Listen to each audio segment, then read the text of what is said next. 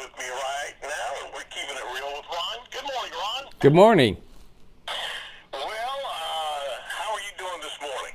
You know, it's a beautiful day here, even in the rain. I love living here, and I love our whole community. It's fresh, isn't it? It is. It's that fresh feeling. Yep. So here's the deal. You wanted to talk about the challenges, obstacles, and all that kind of stuff with the folks here. I do. I have a book that came out last year. It's called Overcoming All Odds. I Overcame Poverty, Illnesses, and Abuse. And it's doing really well. And I just thought this time of the year to me is very meaningful. And anytime that we can help someone else, I think that we should.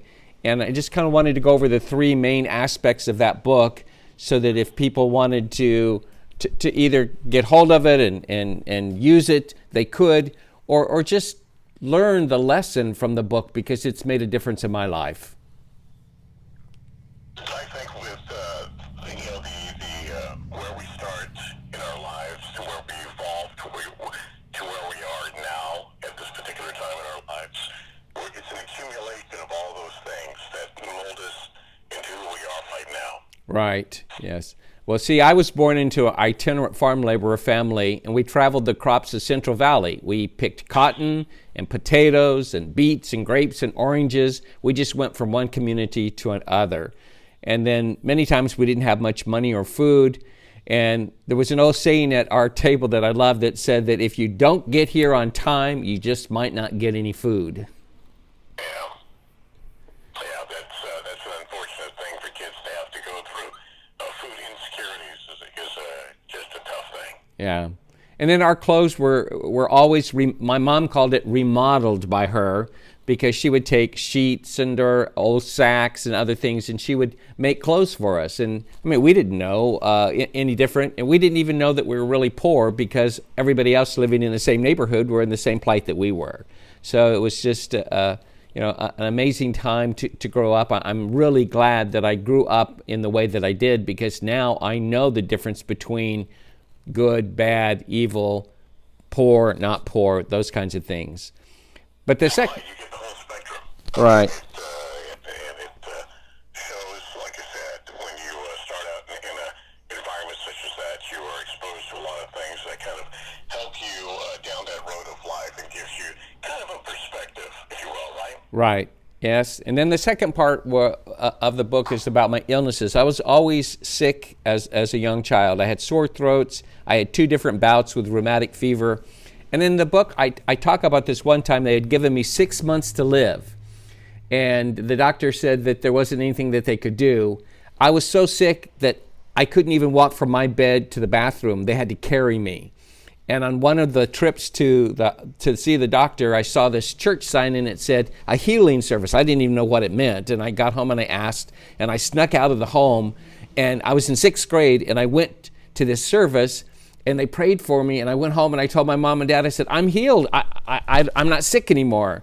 And they threatened to spank me because I left.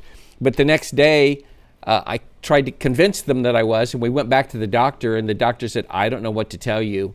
This kid is no longer has a heart murmur or anything. He is healed.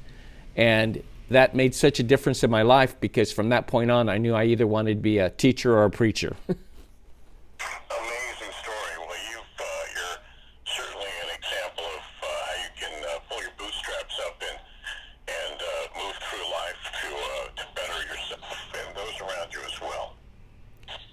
Yeah, well, it all comes from the people.